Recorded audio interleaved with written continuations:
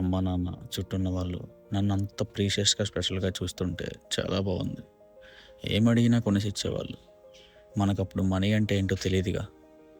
మా అమ్మ, నాన్నకి మనీ వాల్యూ తెలిసినా కూడా నా ఆనందం ముందు దాని వాల్యూ కనిపించేది కాదు. అలా చాలా జరిగాయి. బంగారం నుంచి నడవడం వరకు, చిన్న చిన్న మాటలు రావడం నుంచి నేర్చుకోవడం వరకు. కానీ ఇవన్నీ మన సక్సెస్ కదా! మా అమ్మ, నాన్న ఎందుకు అంత ఆనందపడ్డారో తెలియలేదు. మన సక్సెస్ మన అమ్మ, నాన్నకి అంత సంతోషాన్ని ఇస్తుందా? కానీ ఇందులో వాళ్ళకొచ్చేదేం లేదు కదా! హ్మ్. సర్లే. అలా ఆడుకుంటూ, ఏడుస్తూ, ఏడిపిస్తూ, నవ్వుతూ, ఆశ్చర్యపడుతూ ఒక 3 ఇయర్స్ ఆగిపోయాయి. ఈ గ్యాప్‌లో జరిగిన ఒక సిట్యుయేషన్ కోసం మీకు చెప్పాలనుకుంటున్నా. అప్పటికి మన ఏజ్ 8 మంత్స్. నేను మా అమ్మ బయటన ఆడుకుంటున్నాం. అది త త నన్ను ఆ సంచిలో వేసి తీసుకెళ్ళిపోయాడు.